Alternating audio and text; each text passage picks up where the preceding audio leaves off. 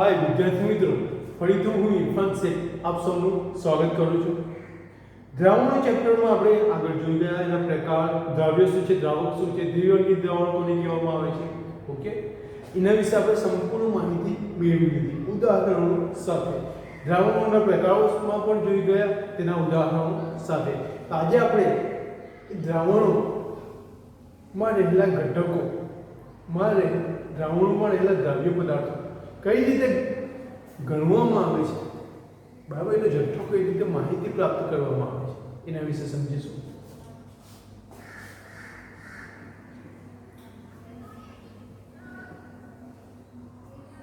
હવે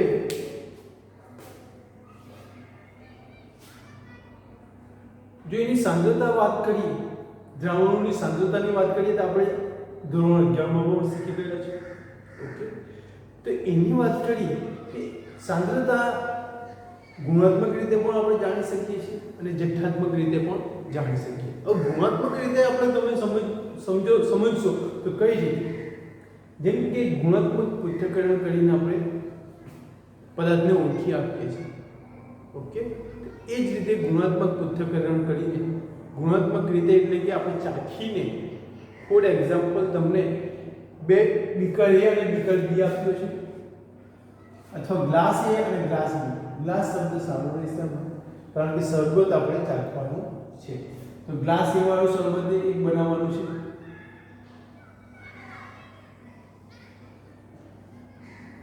અને બીજું છે ગ્લાસ B।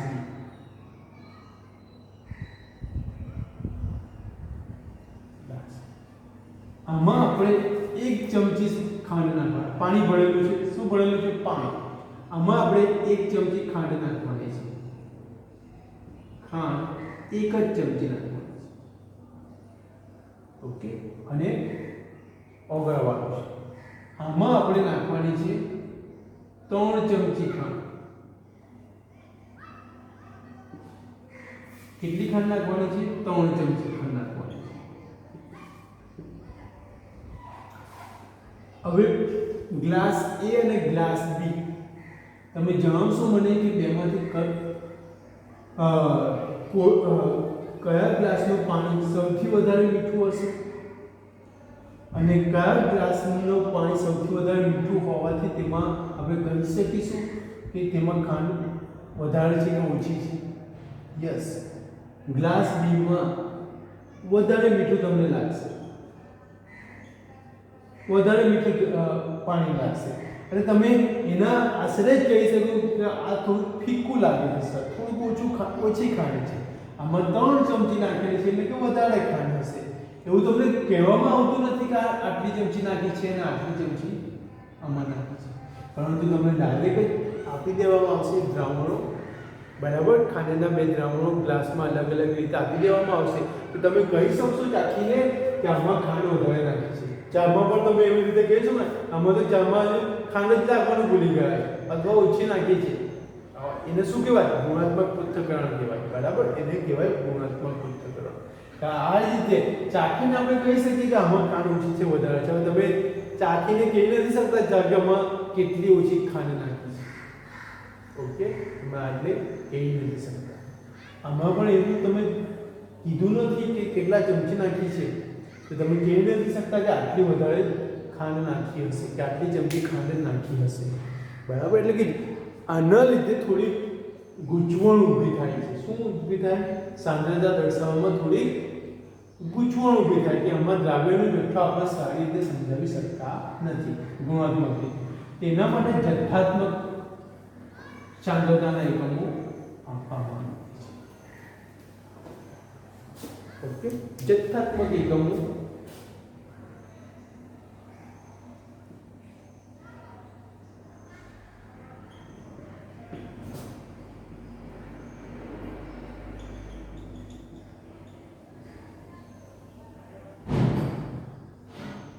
જથ્થાત્મક રીતે એટલે કે જથ્થાત્મકમાં તમે આગળ પણ જોઈ ગયા છો, આપણે જેટલા આપણે ખબર છે તેમની વાત કરીએ તો નોર્માલિટી,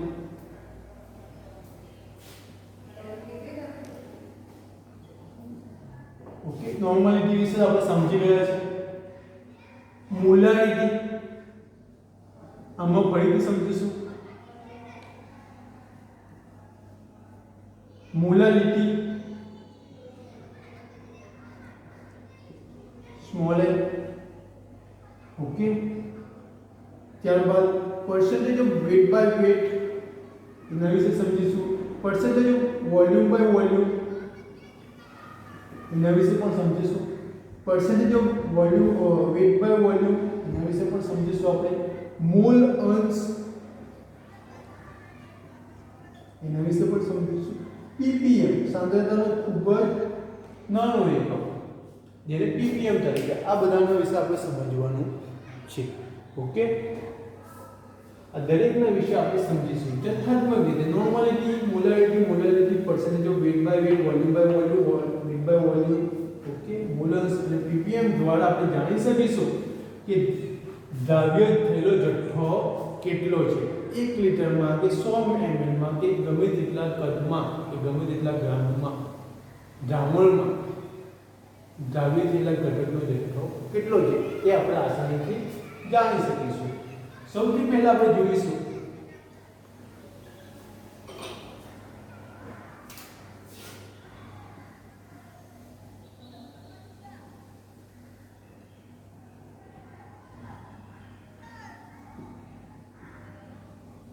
વજનથી ટકાવારી જેને percentage of weight by weight કહેવામાં આવે છે વજનથી ટકાવારી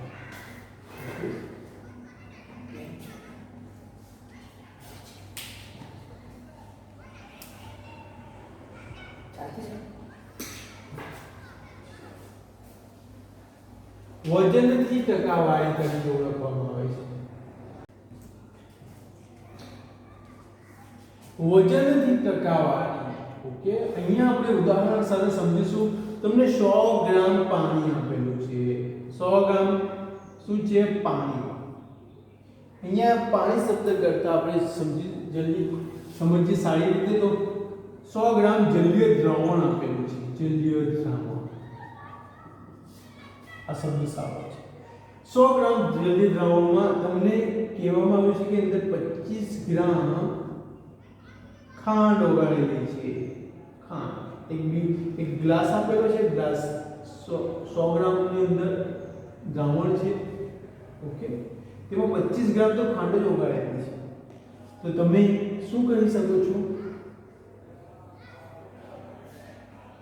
એના આધારે આપણે લખી શકીએ છીએ કે 100 ગ્રામ દ્રાવણમાં ઓગાળે અથવા દ્રાવ્ય થયેલ ઘટકનું ગ્રામ વજન ને વજનથી ટકાવારી કહે છે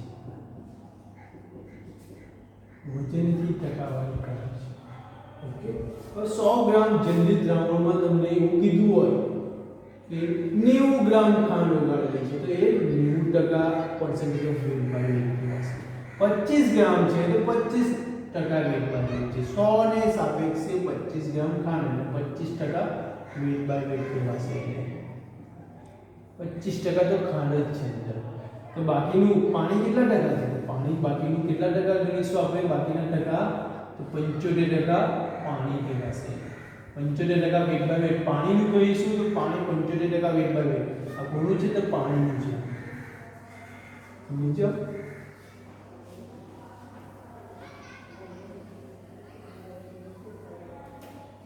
તો એનું આપણે લખીશું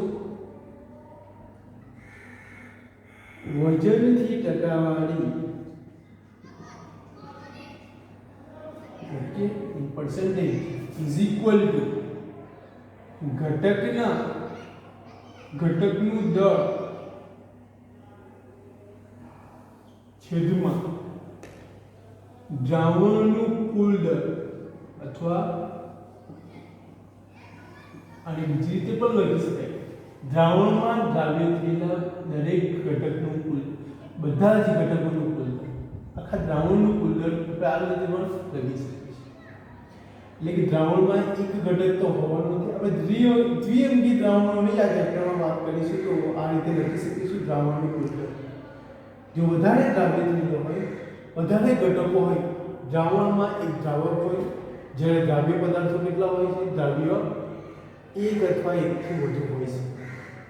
ઓકે, એક જ બીકરમાં આપણે ખાંડ ઓગળેલી હોય, પાણીની સાથે પાણીમાં ખાંડ પણ નાખી હોય, મીઠું પણ નાખ્યું હોય, KCl પણ નાખેલું હોય છે, બીજું MgCO3 CuSO4 દરેક સોલ્ટ નાખી દીધા હોય તો પછી એના દ્રાવ્ય પદાર્થો વધી જશે. થોડા ગણીશું.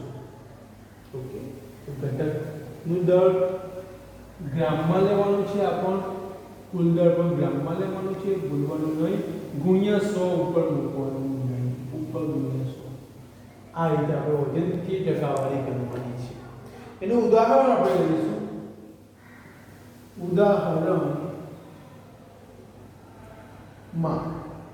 ફરીથી એક ઉદાહરણ લઈએ. ફોર એક્ઝામ્પલ, તમને 10 ગ્રામ ગ્લુકોઝ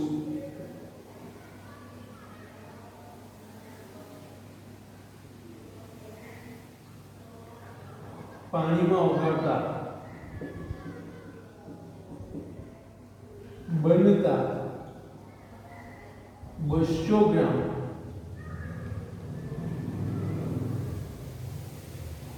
જલીય દ્રાવણની વજન ટકાવારી કરો.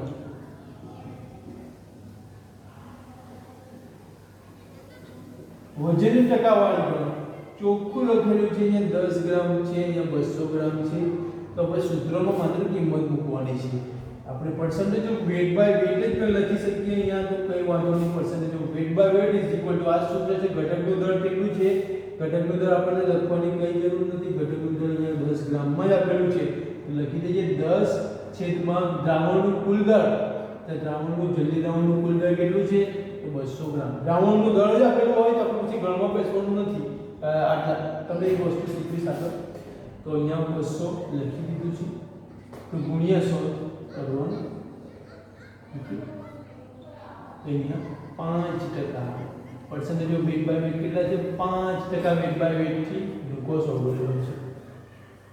ઓકે, 100 ગ્રામ દ્રાવણમાં 5 ગ્રામ ગ્લુકોઝ હોય છે, એવું આપણે સમજવાનું છે.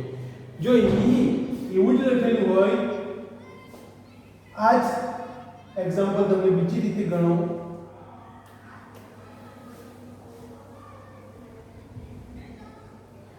દસ ગ્રામ glucose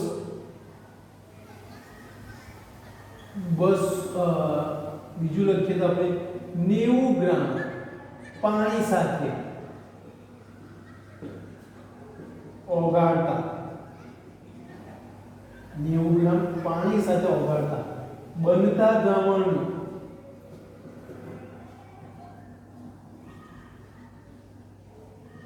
percentage of weight by weight શોધો. વિચારો. ઓકે, વિચારી લીધું. તો 10 ગ્રામ ગ્લુકોઝ 90 ગ્રામ પાણી છે. 10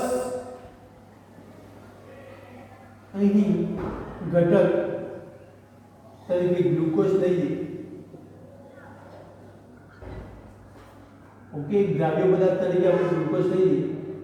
દ્રાવ્ય પદાર્થ તો 10 ગ્રામ છે. એ ઘટક કેટલું છે? 10 ગ્રામ પ્લસ પાણી સાથે, પાણીમાં લખ્યું હોય તો પણ એને દ્રાવક જ ગણવાનું. અહીંયા દ્રાવણ શબ્દનો ઉલ્લેખ કર્યો નથી. પાણી સાથે લખ્યું હોય, પાણીમાં લખ્યું હોય ત્યારે આપણે યાદ રાખવાનું કારણ આપણે દ્રાવક તરીકે લઈ લઈશું. પ્લસ 90 ગ્રામ પાણી છે. તો દ્રાવણનું ટોટલ દળ કેટલું થશે? ટોટલ 100 ગ્રામ દળનું દ્રાવણ થશે. ઓકે, દ્રાવક કેટલો છે? દ્રાવક છે 90 ગ્રામ પાણી. યાદ રાખજો આટલું યાદ આ રીતે સમજવાનું છે એક્ઝામ્પલ આ રીતે સમજવાના રહેશે પરીક્ષાઓમાં ઓકે જ્યારે પૂછાય તો ગ્લુકોઝ પાણી સાથે ઓગળાયેલો છે ગ્લુકોઝ દ્રાવ્ય કરીને દ્રાવણ બનાવેલું છે 90 ગ્રામ તો 90 ગ્રામનું દ્રાવણ બનાવવાનું ઓકે તો આને આપણે ગણીશું તો કઈ રીતે ગણીશું સૂત્રમાં કિંમત મૂકીએ તો percentage of weight by weight is equal to ઘટકનું દર તો આપણને આપેલું છે 10 * ગુણ્યા 100 પણ કરી દીધા 100 ઓકે દ્રાવણનું કુલ દર કેટલું છે 90 ગ્રામ પાણી પ્લસ 10 ગ્રામ ગ્લુકોઝ તો કેટલું થશે 100 ઉડી જશે 100 તો 10% વજનથી ટકાવારી 10% વજનથી ટકાવારી ઓકે હવે આ વજનથી ટકાવારી તમે ઘણી બધી જગ્યાએ ઉપયોગ કરતા હશો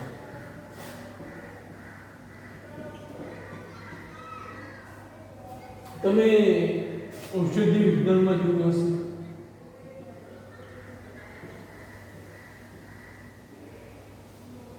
ફોર એક્ઝામ્પલ તમે કોઈ પણ દવા ક્રીમ ખાસ કરીને ક્રીમ ઘા જખમ દાદર એ ક્રીમ તમે લાવીને જોતા હશો તો એની પર percentage of weight by weight લખેલું હોય છે percentage of weight by weight લખેલું હોય છે શા માટે એ લખેલું હોય છે તમારે રહેલા ઇન્ગ્રેડિયન્ટને ગણવા માટે percentage of weight by weight લખેલું હોય છે ઓકે તો આ છે વજનથી ટકાવારી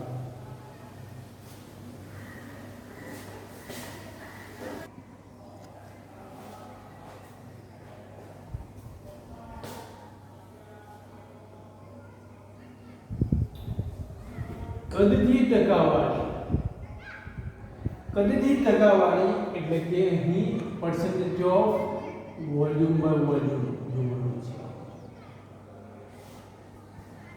ખાસ કરીને જ્યારે દવાખાનાઓમાં તમે બોટલો જોતા હશો જે પેશન્ટ્સને ચડાવવામાં આવે છે ઓકે દર્દીઓને જે ચડાવવામાં આવે છે એ બોટલોમાં તમે ખાસ વાંચજો તો એમાં percentage of weight by weight volume by volume લખેલું હોય છે ઓકે વોલ્યુમ બાય વોલ્યુમ એ રીતે લખેલું હોય છે બીજું આપણે જોઈએ તો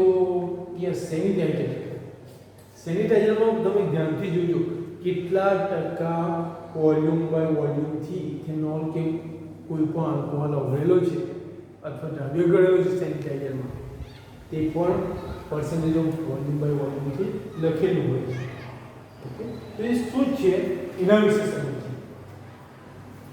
ફોર એક્ઝામ્પલ તમને 100 ગ્રામ 100 કદથી એટલે કે વોલ્યુમ ને કદ સામો આપવામાં આવે છે તો કે મિલીલીટર લીટરમાં આપવામાં આવે છે 100 ml જલ્દી દ્રાવણમાં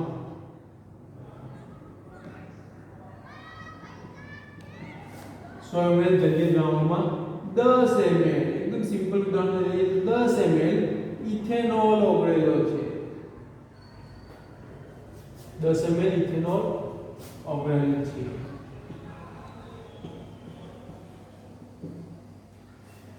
ઓકે તો આપણે અહીં લખી શકીશું 100 ની સાપેક્ષે 10 જલ્દી દ્રાવણ ચોખ્ખું લખેલું છે અહીંયા આપણે લખી શકીએ કે 10% વોલ્યુમ બાય વોલ્યુમ થી ઇથેનોલ છે 10% વોલ્યુમ બાય વોલ્યુમ થી ઇથેનોલ દ્રાવ્ય થયેલું છે હું સ્પષ્ટ લખી શકીશું જલ્દી દ્રાવણ શબ્દ કાઢી નાખીએ પાણી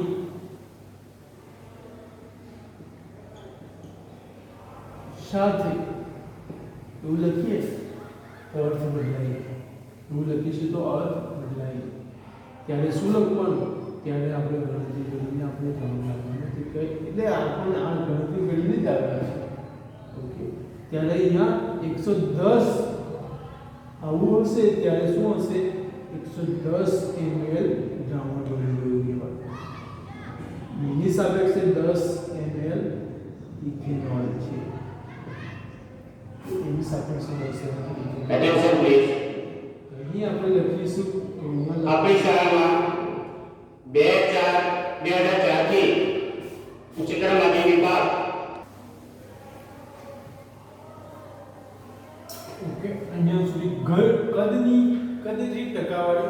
આપણે સમજી ગયા છે ઓકે અને આપણે સૂત્રમાં બેસાડીએ ઓકે સૂત્રમાં અથવા તો વ્યાખ્યાયિત કરીએ વ્યાખ્યાયિત તો પણ કરી શકીએ તો 100 ml વ્યાખ્યાયિત કરીશું 100 ml દ્રાવણમાં કદ છે okay percentage of volume by volume ઉપર અને નીચે બંને વોલ્યુમ ઘટક પણ વોલ્યુમમાં લખીશું વોલ્યુમ એટલે કે કદમાં અને દ્રાવણનું કદ પણ વોલ્યુમમાં દ્રાવણ પણ વોલ્યુમમાં અને ઉપર ઘટક પણ વોલ્યુમમાં છે 100 ml માં દ્રાવણમાં દ્રાવ્ય થયેલા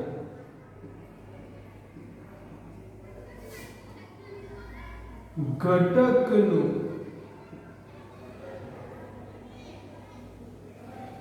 મિલી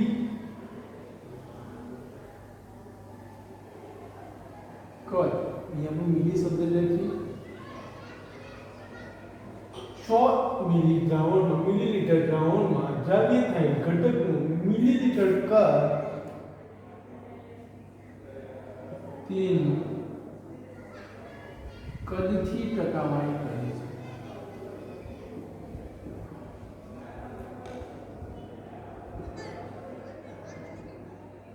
સિમ્પલ અને આ રીતે વ્યાખ્યાયિત કરી શકાય કે 100 ml દ્રાવણ બનાવેલું હોય 100 મિલીલીટર એમાં જેટલા ઘટકના જેટલા ml દ્રાવ્ય થયેલા હોય એને કહેવાશે એની કદથી ટકાવારી આપણે જોઈ ગયા એનું ઉદાહરણ એટલે જ્યારે સૂત્રમાં બેસાડીએ તો કદથી ટકાવારી કે અહીંયા percentage of volume by volume is equal to દ્રાવણમાં ઘટકનું કદ એ શબ્દ યુઝ કરી શકીએ દ્રાવણમાં ઘટકનું કદ છેદમાં દ્રાવણનું કુલ કદ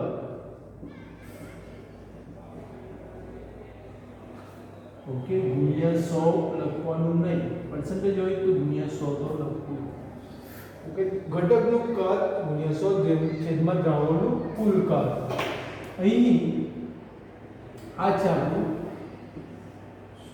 એનું ઉદાહરણ જોઈએ સિમ્પલ એક ઉદાહરણ લઈએ અને એક્ઝામ્પલ આપણે આગળના લેક્ચરમાં કરીશું ઉદાહરણ ફોર એક્ઝામ્પલ તમને 35% વોલ્યુમ બાય વોલ્યુમ થી ઇથિલિન ગ્લાયકોલ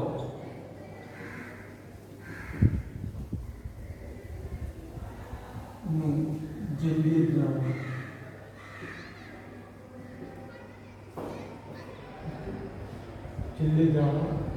છે તો 100 ml દ્રાવણમાં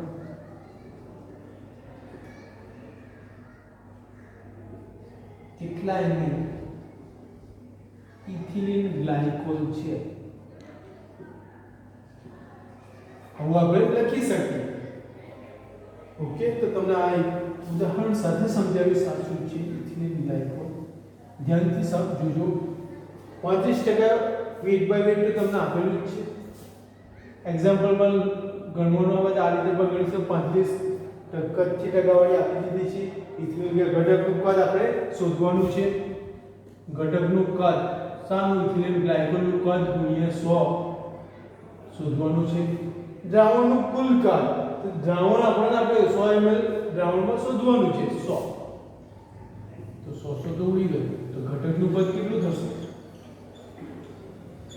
35 ml ઓકે અહીંયા ઘટકનું કદ અહીંયા પણ મિલીમાં મૂકવાનું છે મિલીમાં લખવાનું છે આટલે પણ મિલીમાં જ લેવાનું છે દ્રાવણનું કદ પણ મિલીમાં મિલીલીટરમાં જ લખવાનું રહેશે આ રીતે ઘટકનું કદ આપણને 35 ml મિલી એટલે કે ઇથિલિન ગ્લાયકોલનું કદ આપણને 35 ml મળી જશે યાદ રાખજો આ હવે આ જ ઉદાહરણ આપણે જોઈએ તો તમને વિચાર આવશે કે આપણી બાજુ ઇન્ડિયાની વાત કરીએ કે ઇન્ડિયામાં તો એટલો બરફ પડતો નથી કે શૂન્યની નીચે ટેમ્પરેચર જાય 0 ડિગ્રી સેલ્સિયસની નીચે ટેમ્પરેચર જાય એવું ઇન્ડિયામાં બરફ પડતો નથી અમેરિકામાં પડે છે અમેરિકાની વાત કરીએ ગ્રીનલેન્ડ નોર્વે જેવા ઉત્તર સાઈડના ઉત્તર ગોળાર્ધના જે દેશો છે, પૃથ્વીના ઉત્તર ગોળાર્ધના જે દેશો છે, કેનેડા, એવા દેશોમાં બરફ પડતો રહે છે. ઓકે, અમુક સિઝનોમાં ખાસ કરીને એવો બરફ પડતો રહે છે. ત્યારે રેડિએટરમાં તો પાણી હોય છે. રેડિએટરમાં શું હોય છે? પાણી. તો કાર ચાલતી હોય ને એવો બરફ પડતો હોય ત્યાં તો માઇનસ એન્ટાર્કટિકાની વાત કરું તો ખૂબ જ ઠંડુ હોય છે. -20-30 સુધી પણ પહોંચી જાય છે. યાદ રાખજો. તો રેડિએટરમાં પાણી હોય છે. તો તે પાણી જમતું કેમ નથી? બંધ મૂકી રાખેલી ગાડી ચાલુ હોય તો ગરમ હશે.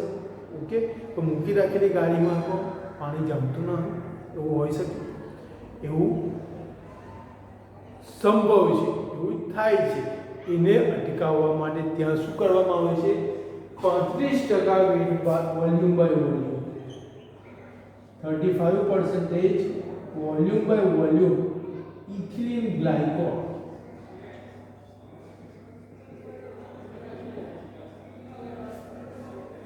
વાળું પાણી વાપરવામાં આવે છે. તો ઇથિલિન ગ્લાયકોલ શું છે? Ethylene glycol is CH2OH. Ethylene glycol બે બાજુ OH કાર્બન સાથે જોડાયેલા છે. Okay, hydroxyl group. અને આનું મેલ્ટિંગ પોઈન્ટની વાત કરીએ તો આનું અરાઉન્ડ -12 ડિગ્રી સેલ્સિયસ જેટલું છે મેલ્ટિંગ પોઈન્ટ. ઓકે, જ્યારે 35% વોલ્યુમ બાય વોલ્યુમ વાળું ઇથિલિન ગ્લાયકોલ વાળું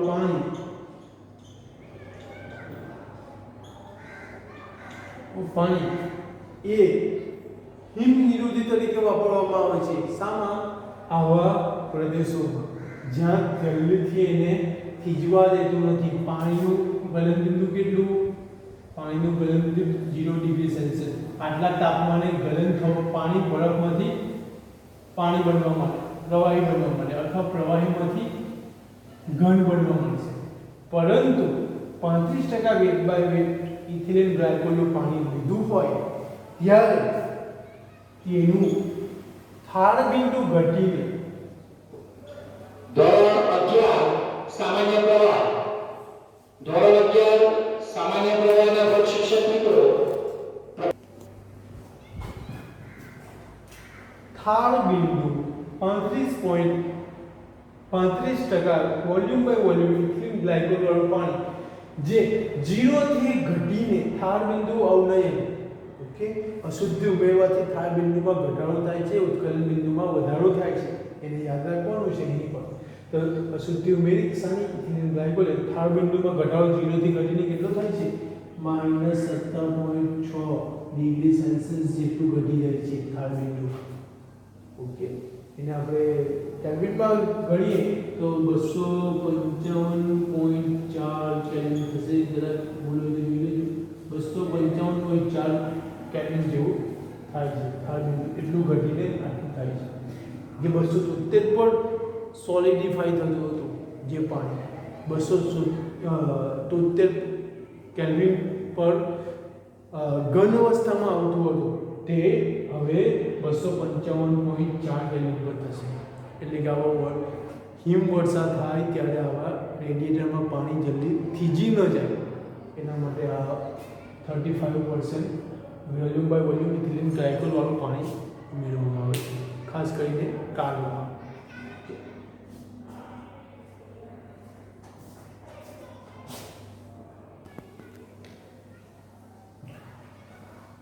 દર કદથી ટકાવારી. દર કદથી ટકાવારી percentage of weight by volume.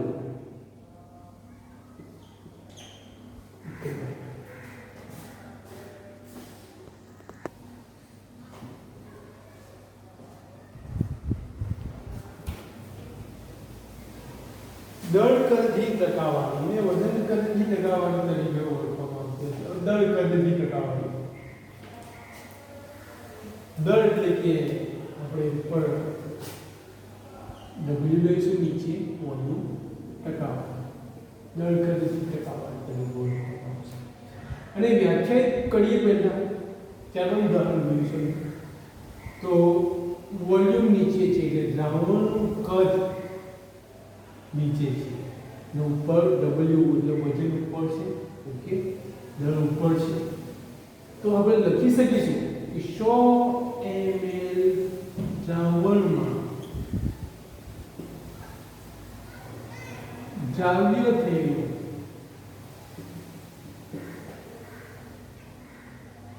ઘટકનું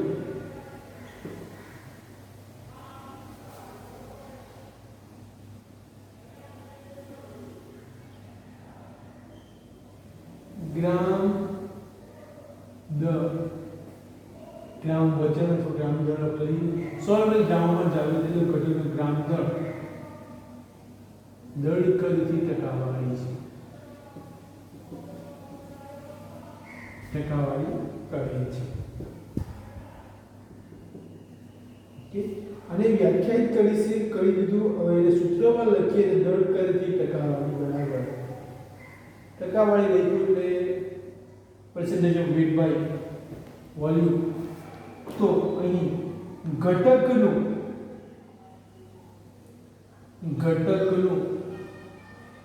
દળ દ્રાવ્ય થયેલા ઘટકનું દળ ગુણ્યા 100 છેદમાં આ ગ્રામમાં લેવાનું છે, બોલવાનું નહીં, ગ્રામ અને મિલીમીટરમાં લેવાનું ટકાવારી બોલવું ત્યારે. ઘટકનું દળ ગ્રામમાં ગુણ્યા 100 છેદમાં દ્રાવણનું કુલ કદ મિલીલીટર, દ્રાવણનું કુલ કદ મિલીલીટરમાં લેવાનું છે. તો આ છે આપણું સૂત્ર. ઓકે, તો એક ઉદાહરણ પણ લઈ લઈએ. ઉદાહરણ તરીકે ઉદાહરણ તો ઘણા બધા છે, આપણે એક ઉદાહરણ લઈએ. પેરાસિટામોલની બોટલ તમે જ્યારે હોસ્પિટલ જશો તો દર્દીઓને પેરાસિટામોલની બોટલ આવી રીતે ચડાવવામાં આવે છે. એની પર જોઈશો તો 1% ઓફ વેટ બાય વોલ્યુમ લખેલું હોય છે પેરાસિટામોલ. ઓકે, જેનો તાવ આવ્યા કરતો હોય સતત આ રીતની બોટલ ડાયરેક્ટ લોહીમાં ઇન્જેક્ટ કરવામાં આવે છે. તો એનો મતલબ શું થયું?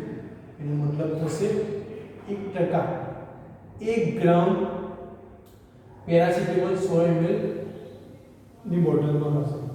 1 ગ્રામ પેરાસિટામોલ 100 ml બોટલમાં હશે. બાકીના બીજા ઇન્ગ્રેડિયન્ટ હશે. ઓકે, હવે બીજું ઉદાહરણ આપણે લઈએ. ફોર એક્ઝામ્પલ તમને કહું તો ગ્લુકોઝ 25 ગ્રામ ગ્લુકોઝ